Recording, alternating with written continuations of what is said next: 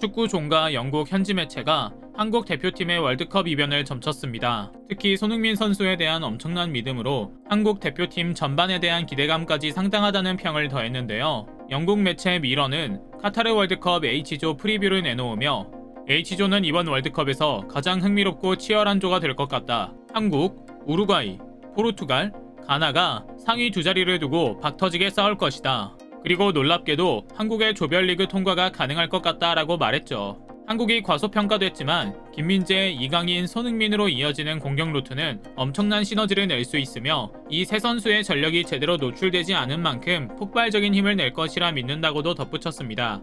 한국 대표팀은 결전의 땅 카타르 도하에 입성했습니다. 유럽파 선수들도 하나둘 모여들고 있고요.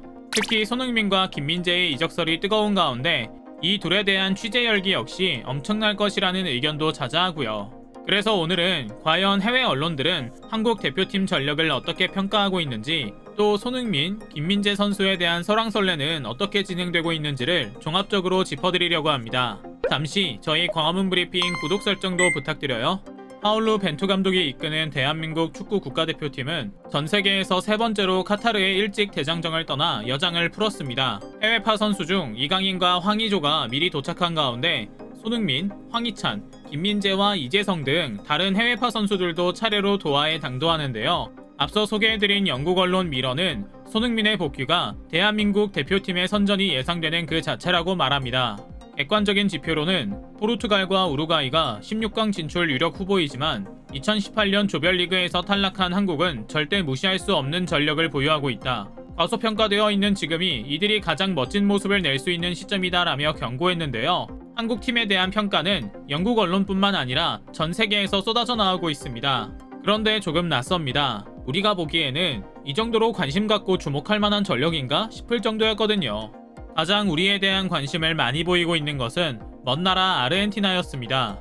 한국 전력을 집중 분석한 이 방송에서는 한국의 여러 선수 모두가 전부 빅리그 슈퍼스타 선수들은 아니지만 두각을 드러내는 몇몇 선수들이 있다며 면면히 살폈는데요. 아무래도 아르헨티나의 영원한 라이벌이자 앙숙인 옆나라 우루과이와 맞붙기 때문에 조금 더 관심이 많이 갔던 모양이었죠.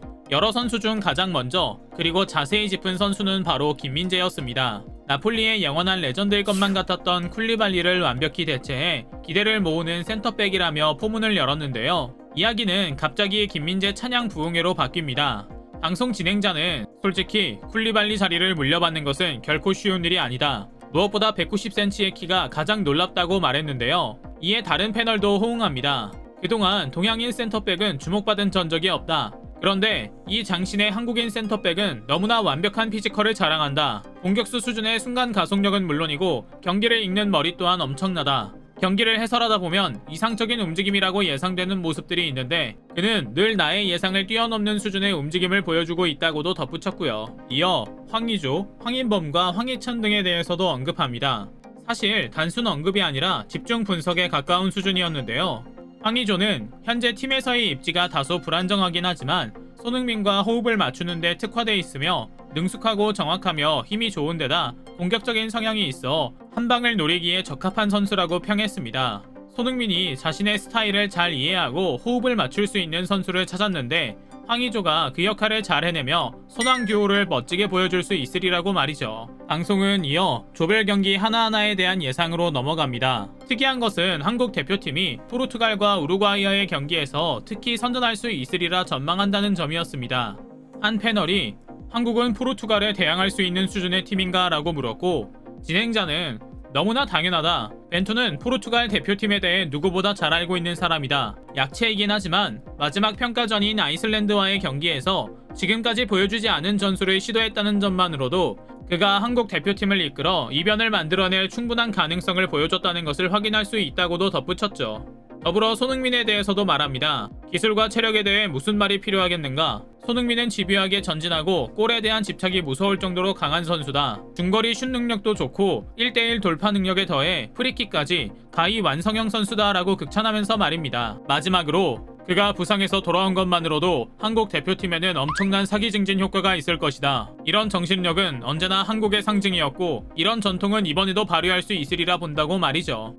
다음으로 이강인 선수에 대한 이야기도 빼놓지 않습니다. 스페인 라리가에서 주전으로 뛰고 있는 그는 이미 스페인어권 국가에서도 잘 알려진 선수입니다. 지나간 유망주로 그칠 줄 알았던 그는 이번 시즌을 시작으로 완성형 선수로 엄청난 성장세를 보이고 있는데요. 기술 축구에 대한 관심이 여전히 높은 남미에서는 특히 관심있게 지켜보는 선수 중 하나라고 합니다. 실제로 방송 진행자는 한국뿐만 아니라 스페인에서도 미래의 선수로 주목받아왔으며 공격 라인을 가로질러 왼발을 활용해 골을 만들어낼 수 있는 능력이 출중하다. 매우 광범위한 영역에서 다양한 기술을 선보이며 이번 시즌을 시작으로 빠른 스피드와 템포, 중앙으로 파고들어 킬패스를 만들어내는 능력이 뛰어나다고 말했습니다. 그만큼 한국 대표팀은 객관적인 전력에서 조금은 떨어질지 모릅니다.